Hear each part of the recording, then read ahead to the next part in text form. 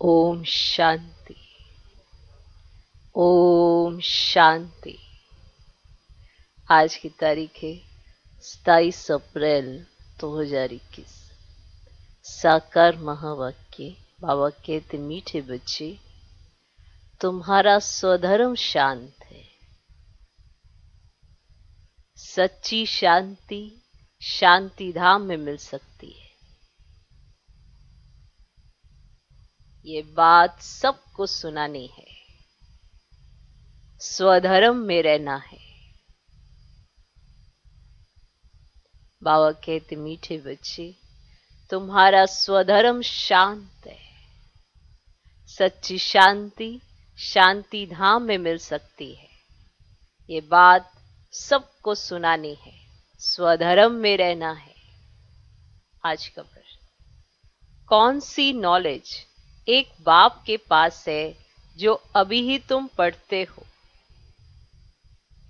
कौन सी नॉलेज एक बाप के पास है जो अभी ही तुम पढ़ते हो? उत्तर, पाप और पुण्य की नॉलेज।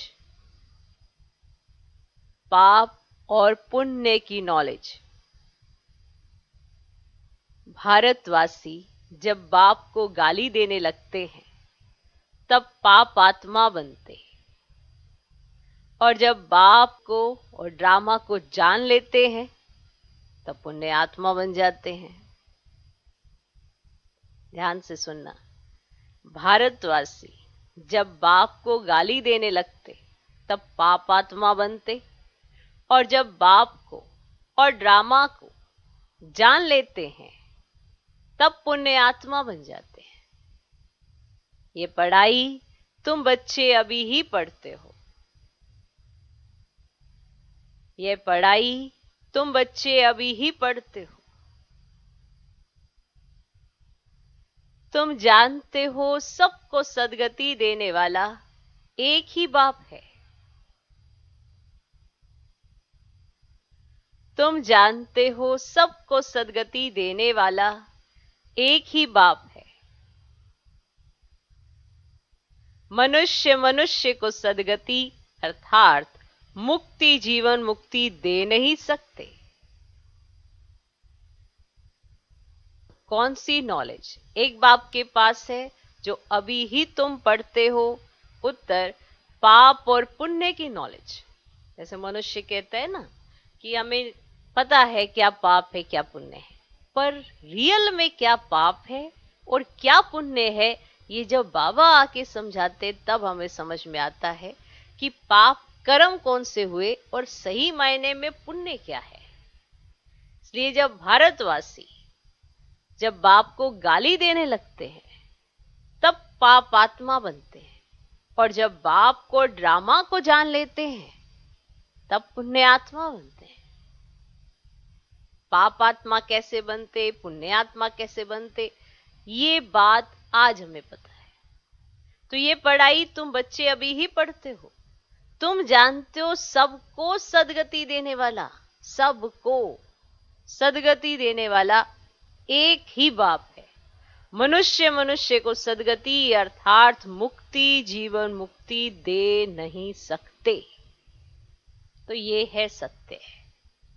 शांति क्या है, स्वधर्म क्या है, शांति धाम क्या है, नॉलेज कौन सी है जिसको पढ़ने से पाप और पुण्य की समझ मिलती है। पाप आत्मा कैसे बने, पुण्य आत्मा कैसे बने, वो कौन है जो सबकी सद्गति करता है। कोई मनुष्य नहीं हो सकता, इसलिए वो भी मनुष्य नहीं है जो सबकी सद्गति करता है। वो एक बाप ही है जो सबकी सद्गति करता है, तो वो कोई मनुष्य नहीं है। मनुष्य मनुष्य की सद्गति या मुक्ति, जीवन मुक्ति उसको दे ही नहीं सकते हैं। तो बाप को जानना, ड्रामा को जान जाते हैं तब जाके पुण्य आत्मा बनते हैं। तब समझ में आता है कि पुण्य क्या है, और फिर बनते हैं पुण्य आत्मा। अच्छा, आज का गीत है, इस पाप की दुनिया से कहीं दूर ले चलो। ओम शांति। बाप बैठकर बच्चों को समझाते हैं कि यह है पाप आत्माओं की दुनिया। बाप भारत को ही कहेंगे कि भारत पुण्य आत्माओं की दुनिया थी, जहाँ देवी देवताओं का राज्य था। ये भारत सुखधाम था और कोई खंड नहीं थे, एक ही भारत था। चैन अथवा सुख उस सत्युग में था जिसको स्वर्ग कहते हैं। अब यह है नर्क। भारत ही स्वर्ग था, अभी नर्क बना है। नर्क में चैन अथवा सुख शांति कहां से आए? कलयुग को नर्क कहा जाता है। कलयुग अंत को ओरी रोरक नर्क कहा जाता है। कलयुग को नर्क कहा जाता है, लेकिन कलयुग अंत को और ही रोरव नर्क कहा जाता है, दुखधाम कहा जाता है। भारत ही सुखधाम था जब इन लक्ष्मी नारायण का राज्य था। भारतवासियों का ग्रस्त धर्म पवित्र था, प्योरिटी भी थी, सुख शांति भी थी, संपत्ति भी बहुत थी। अब वही भारत पतित बना है, सब विकारी बने हैं। यह है दुखधाम। भारत सुखधाम था, और जहां हम आत्माएं निवास करती हैं वह है शांति धाम। शांति वहां शांति धाम में ही मिल सकती है। आत्मा शांत वहां ही रह सकती है जिसको स्वीट होम निराकारी दुनिया कहा जाता है। वह है आत्माओं का घर। वहां जब रहते हैं तो आत्मा शांति में है। बाकी शांति कोई जंगल आदि में जाने से नहीं मिलती है। शांति धाम तो वही है। सत्युग में सुख भी है, शांति भी है। यहां दुख धाम में शांति हो ही नहीं सकती। शांति धाम में मिल सकती है क्या? शांति। सुख धाम में भी कर्म होता है, शरीर से पाठ बजाना होता है। इस दुख धाम में एक भी मनुष्य नहीं जिसको सुख शांति हो। यह है भ्रष्टाचारी पतित धाम। तब तो पतित पावन को पुकारते हैं, बुलाते हैं उनको, परंतु उस बाप को कोई जानते नहीं है, इसीलिए निधन के बन पड़े। आर्फन होने कारण आपस में लड़ते झगड़ते हैं। आर्फन जिनका कोई धनी धोरी नहीं होता है, जिनके सिर के ऊपर कोई माता पिता नहीं, आर्फन है। आर्फन होने कारण आपस में लड़ते झगड़ते हैं। कितना दुख, अशांति, मारा मारी है। ये है ही रावण राज्य। राम राज्य मांगते हैं। रावण राज्य में ना सुख है ना शांति है। राम राज्य में सुख शांति दोनों थी। कहा? राम राज्य में। और रावण राज्य में ना सुख है ना शांति है, और राम राज्य में सुख शांति दोनों थे। आपस में कभी लड़ते झगड़ते नहीं थे। आज भी बाबा यही चाहते हैं, कोई किसी से ना लड़े ना झगड़े। क्या कहते, वो तो सामने वाला लड़ रहा है ना, झगड़ रहा है। अरे आप क्या कर रहे हो? आप भी साथ दे रहे हो। वो लड़ा या झगड़ा वो उसका कर्म, आपका कर्म क्या है? शांत रहना। तो भी तो प्रभाव पड़ेगा। वो लड़ा झगड़ा, आप भी लड़े झगड़े, क्या फर्क है? असुर और देवताओं का यही तो सामने है ना सब कुछ। देवताई गुण होंगे आप शांत रहेंगे, आसुरी गुण होंगे आप बात बात पे झगड़ा करेंगे, इरिटेट हो जाएंगे, फ्रस्ट्रेट हो जाएंगे और एक्टिविटीज ऐसी दिखाएंगे। फर्क तो पड़ता है ना। दैवी गुण होते हैं तो स्पष्ट दिखाई देते हैं, अगर आसुरी गुण होते हैं तो वो भी दिखाई देते हैं। तो वहां पे कोई भी आपस में लड़ते झगड़ते नहीं है। और ये तो आज हमें समझ मिल गई है ना कि हमें कैसा होना चाहिए, तो अभी समझ को अप्लाई भी तो करना है। तो आपस में कभी लड़ते झगड़ते नहीं थे। वहां 5 विकार होते ही नहीं। यहाँ 5 विकार है। पहला है देह अभिमान, मुख्य है। फिर काम क्रोध। भारत जब स्वर्ग था तो ये विकार नहीं थे, वहां देही अभिमानी थे। अब सब मनुष्य देह अभिमानी है।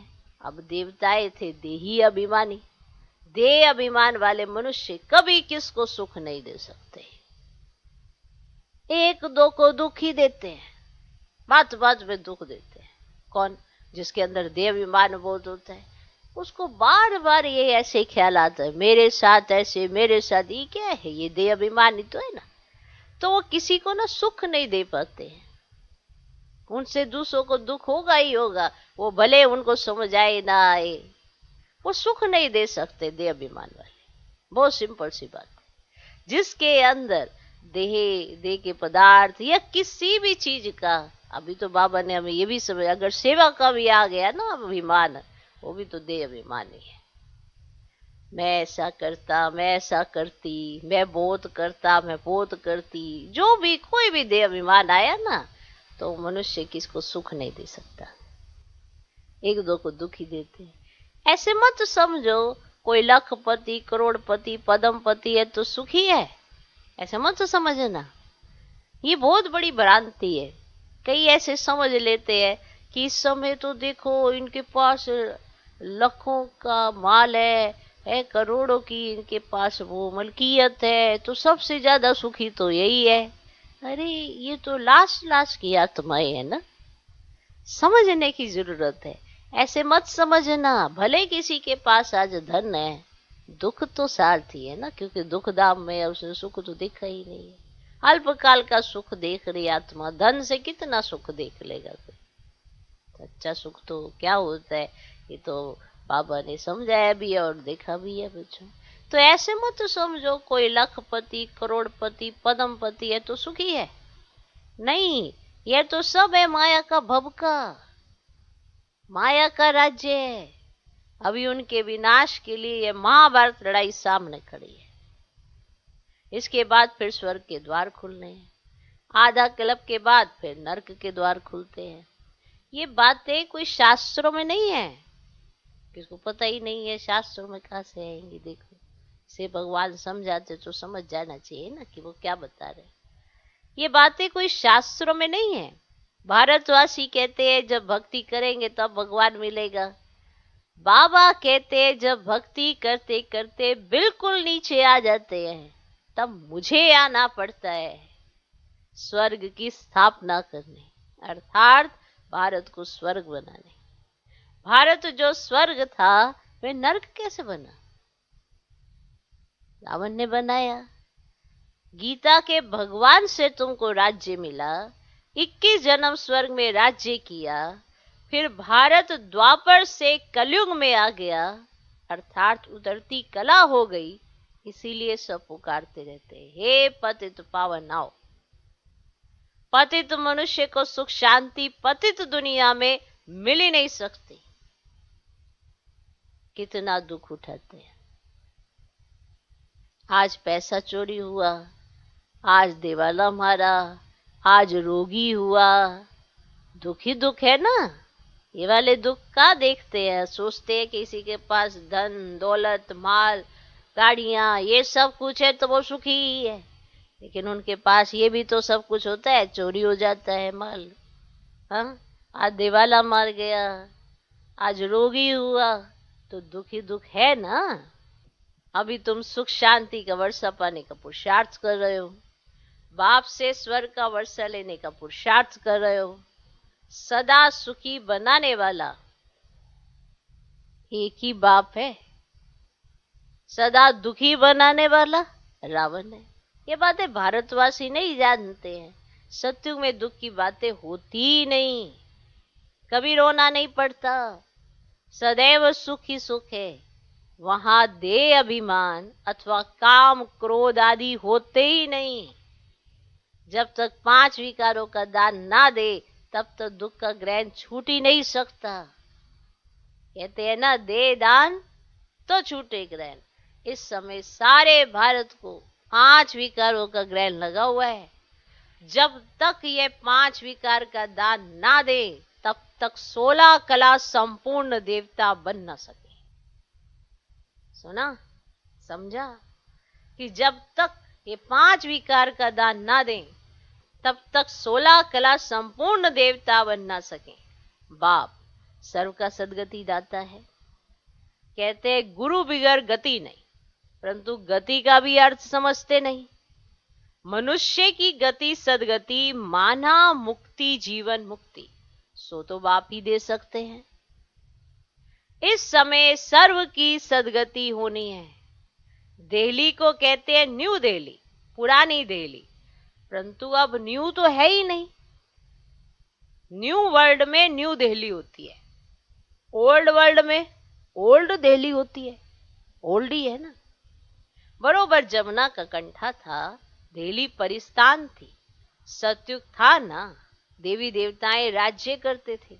अभी तो पुरानी दुनिया में पुरानी दिल्ली है, नई दुनिया में तो इन लक्ष्मी नारायण का राज्य था। भारतवासी ये भूल गए हैं, नया भारत नई दिल्ली थी तो उनका राज्य था और कोई खंडी नहीं था, ये कोई भी नहीं जानते। गवर्नमेंट ये पढ़ाती नहीं है, जानते हैं कि ये तो अधूरी हिस्ट्री है। जब से इस्लामी बोधी आए हैं, लक्ष्मी नारायण के राज्य का कोई को पता ही नहीं है।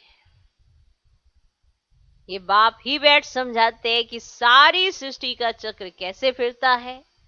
जब भारत स्वर्ग था तो गोल्डन एज था, अब वही भारत देखो क्या बन गया है।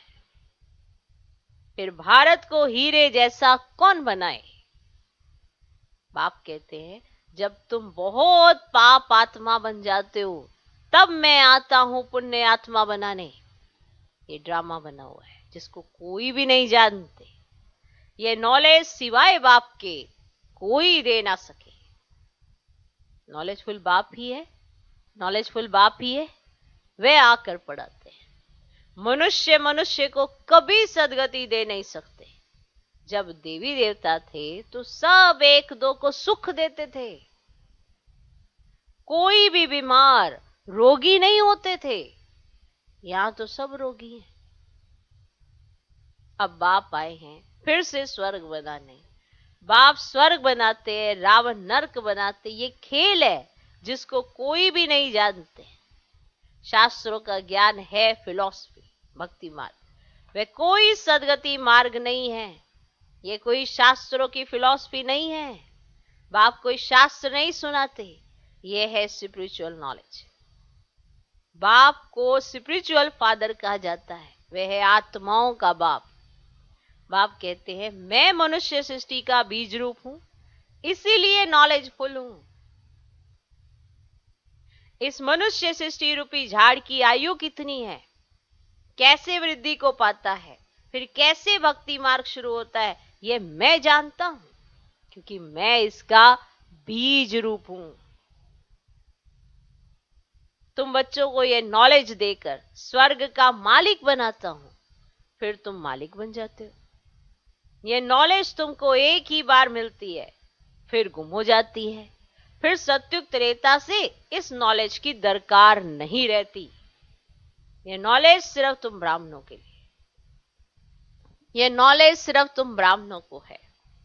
देवताओं में यह नॉलेज नहीं है, तो परंपरा से यह नॉलेज आ ना सके।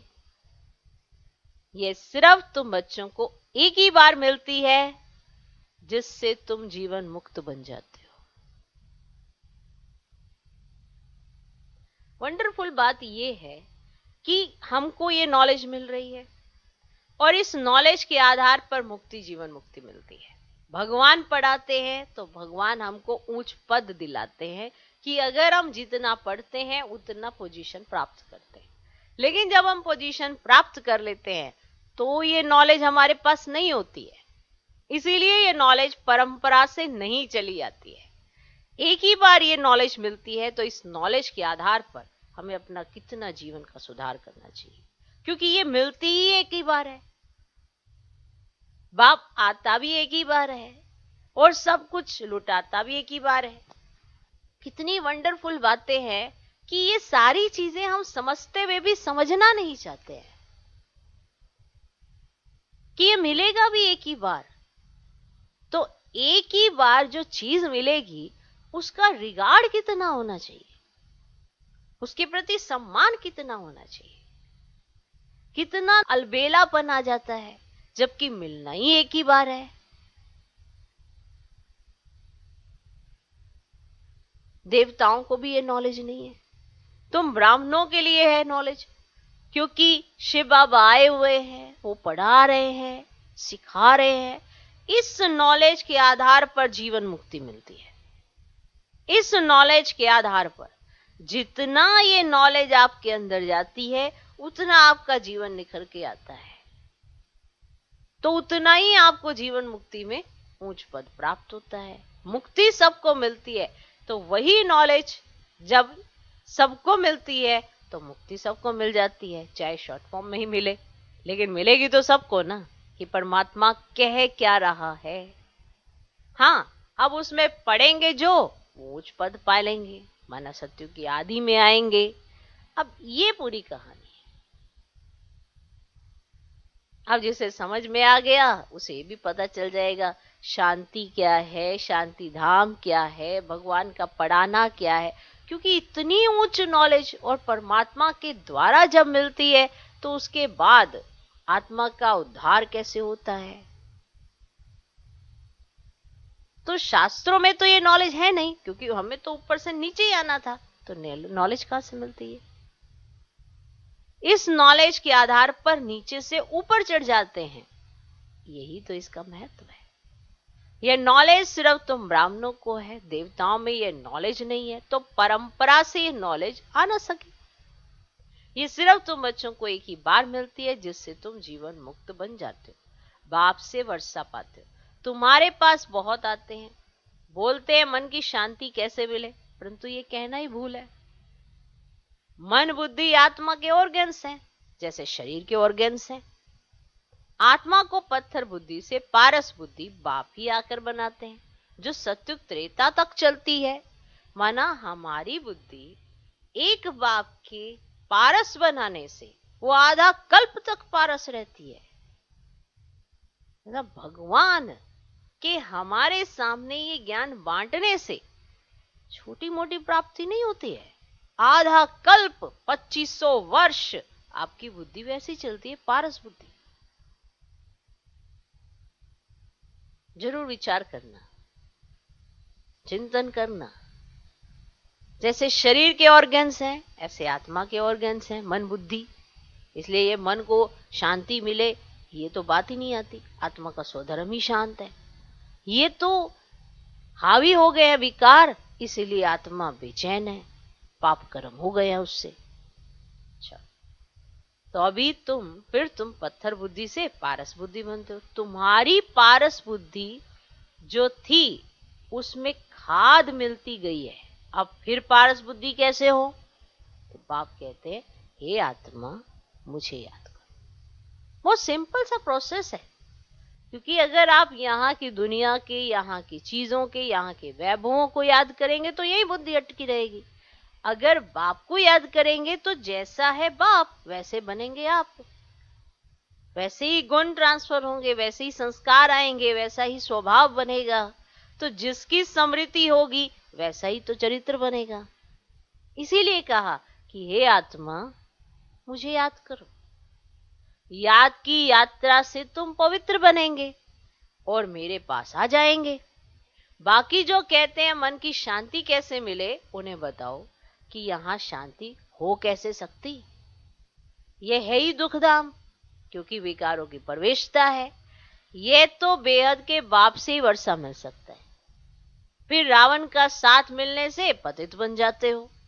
फिर बाप द्वारा पावन बनने में सेकंड लगता है।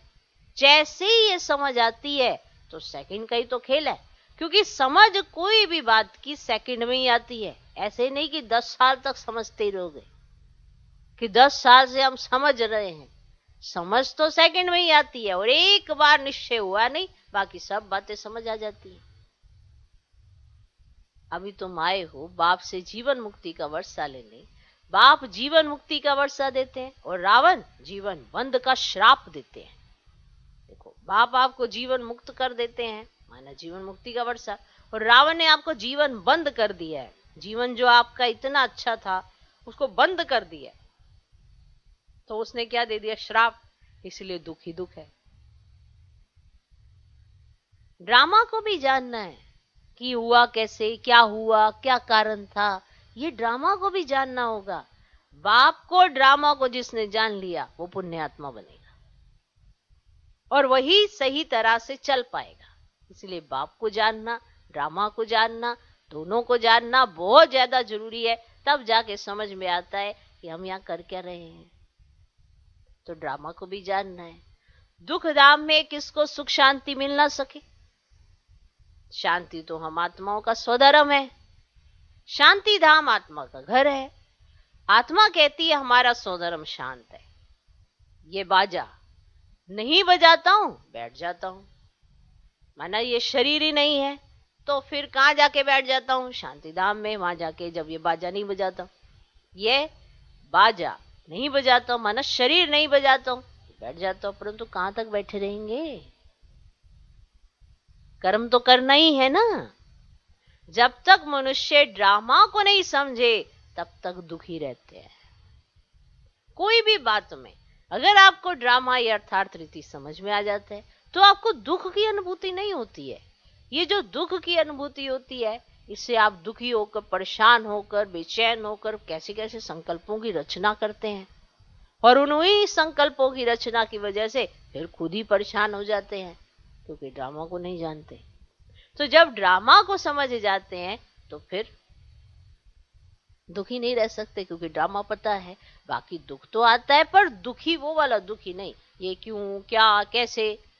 तो जब तक ड्रामा को नहीं समझे तब तक दुखी रहते हैं। बाप कहते हैं मैं हूं ही गरीब निवाज, यहाँ गरीबी आएंगे। साहूकारों के लिए तो स्वर्ग यहाँ है, वो तो यही समझते हैं कि हमारे लिए तो स्वर्ग ही यहाँ है। उन्हों की तकदीर में स्वर्ग के सुख है ही नहीं। तो बाप कहते हैं मैं गरीब निवाज हूं, साहूकारों को गरीब और गरीबों को साहूकार बनाता हूं। ये बात ना बड़ी समझने की है कि अगर आज की आपकी गरीबी है ना, तो आप कल के माला माल ही हो, और बहुत माला माल हो। इस चीज का आपको नशा होना चाहिए कि अगर आज आप साहूकार होते तो कितना ज्ञान बुद्धि में आता, कितनी आपको समझ में आती। क्योंकि आप तो समझते कि अभी तो हमारे पास तो सब कुछ है, स्वर्ग की जरूरत क्या है। कई ये सोचते हैं कि बाबा स्वर्ग का लालच, बाबा स्वर्ग का लालच नहीं देते हैं। बाबा तो बता रहे हैं जो पढ़ाई पढ़ रहे हो उससे कोई पोजीशन भी मिलती है, वो बात आपको बता रहे हैं। अगर आपको संगम समझ में आ गया तो आपको स्वर्ग भी समझ में आएगा, और अगर संगम ही समझ नहीं आया तो स्वर्ग कहां से समझ में आएगा। इसीलिए स्वर्ग पहले नहीं समझाया जाता, पहले संगम युग समझाया जाता है कि संगम युग पर परमात्मा आते क्यों है।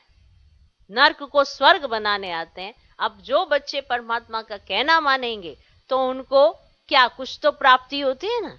ऐसे कई बच्चे हैं जो सुनते तो सब कुछ हैं पर कहना ही नहीं मानते। तो जो कहना मानता है उसको प्राप्ति भी होती है, महसूसता भी आती है, उसको अपने वर्तमान के जीवन में भी परिवर्तन नजर आता है, तो भविष्य में भी उसको प्राप्ति होती है। साहूकारों को गरीब और गरीबों को साहूकार बनाता।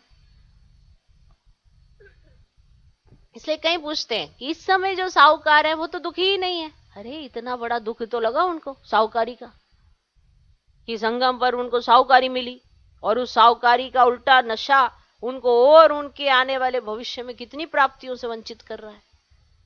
तो दुख नहीं है क्या? इतना बड़ा दुख है। किसी को 4 दिन की गद्दी दे दी तो उसमें कौन सी बड़ी बात हो गई। तुमको तो 400 दिन की गद्दी दी है, 4 दिन की किसी की गद्दी देख के तुम बेचैन हुए जा रहे हो, और तुम्हें लगता है भगवान है नहीं और भगवान का न्याय नहीं है। तुम नहीं समझ पा रहे हो कि परमात्मा ने आपको किस लिए चुना, कि आप पुरुषार्थ भी तो करो, उसका कहना भी तो मानो। बोलते चिल्लाते भक्ति मार्ग में कितना गाते, आप जब आएंगे आप पे वारी जाएंगे। अब वारी जाने का समय आया तो उनको अपने स्वर्ग का लालच दिखा रहे हो कि अरे माया का वो पॉम्प है। जब बाप आता है तो माया भी अपना वही रूप दिखाती है जो बाप तुम्हें दिखाकर तुम्हें बताना चाहता है कि तुम्हारे साथ हुआ क्या, कि तुम्हें माया का ग्रहण कैसे लगा। तो माया भी ऐसे ही करती है, तो यहीं पर स्वर्ग दिखा देती है। इसीलिए बाप का कहना नहीं मानते और इसी झूठे माया के चंगुल में फंस जाते हैं। तो विचार करने की जरूरत है। जितना विचार सागर मंथन करेंगे, जितना इस पर चिंतन करेंगे, उतना ही बुद्धि और अच्छी पारस बनती जाती है। पत्थर बुद्धि से पारस बुद्धि बनेंगे तब तो बाप की इस बात समझ में आएगी ना। सिर्फ बुद्धि का समर्पण करो, बाकी तो बाबा पारस बना देता है। तो साहूकारों को गरीब और गरीबों को साहूकार बनाता हूं। साहूकार इतना उच्च पद पा नहीं सकते क्योंकि यहाँ साहूकारों को नशा है। हाँ, प्रजा में आ जाएंगे, स्वर्ग में तो जरूर आएंगे, परंतु ऊंच पद गरीब पाते हैं, गरीब साहूकार बन जाते हैं। उन्हें देह अभिमान है ना कि हम धनवान हैं, उनको ये देह अभिमान है ना कि हम धनवान हैं। परंतु बाबा कहते ये धन माल सब मिट्टी में मिल जाना है। आज है उस धन की कीमत है कुछ? क्या उस धन के आधार पर कोई किसी का जीवन बचा सकता है? अगर ऐसा होता तो फिर तो कितना ही जो धनवान है वो तो कभी शरीर ही ना छोड़ते। तो ये धन माल सब मिट्टी में मिल जाना, विनाश हो जाना है। देही अभिमानी बनने में बहुत मेहनत है। इस समय सब देह अभिमानी है, अभी तुमको देही अभिमानी बनना है। आत्मा कहती है हमने 84 जन्म पूरे किए, नाटक पूरा होता है, अब वापस जाना है। अभी कलयुग के अंत, सत्युग के आदि का संगम है। बाप कहते हैं हर 5000 वर्ष के बाद आता हूं भारत को फिर से हीरे जैसा बनाने। यह हिस्ट्री ज्योग्राफी बाप ही बता सकते हैं। अच्छा, मीठे मीठे सिकिलधे बच्चों प्रति माता पिता बाप दादा का याद प्यारो गुड मॉर्निंग। रूहानी बाप की रूहानी बच्चों को नमस्ते। हम रूहानी बच्चों की भी रूहानी बाप को नमस्ते नमस्ते नमस्ते। Good morning good morning good morning. धारणा के लिए मुख्य सार, पहला पॉइंट, बाप से जीवन मुक्ति का वर्षा लेने के लिए पावन जरूर बनना है। बाप से जीवन मुक्ति का वर्षा लेने के लिए पावन जरूर बनना है। ड्रामा की नॉलेज को बुद्धि में रख, दुखधाम में रहते भी दुखों से मुक्त होना है। ड्रामा की नॉलेज को बुद्धि में रख, दुखधाम में रहते भी दुखों से मुक्त होना है।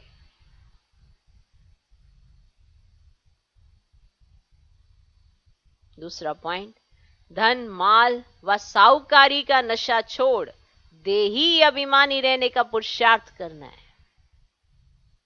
धन माल व साहूकारी का नशा छोड़ देही अभिमानी रहने का पुरुषार्थ करना है। आज का वरदान, महान और मेहमान, महान और मेहमान, इन दो स्मृतियों द्वारा सर्व आकर्षणों से मुक्त बनने वाले उपराम व साक्षी भव।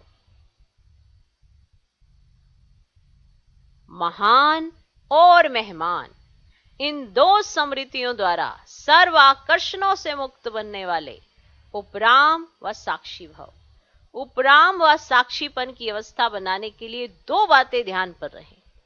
एक तो मैं आत्मा महान आत्मा हूं, दूसरा मैं आत्मा अब इस पुरानी सृष्टि में व पुराने शरीर में मेहमान हूं।